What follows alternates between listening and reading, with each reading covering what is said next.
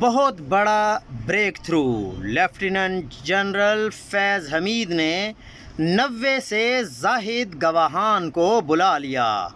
2 سابق وزرائے اعظم، 1 سابق آرمی چیف، 2 سابق DGISI اور 1 سابق چیف جسٹس شامل ہیں۔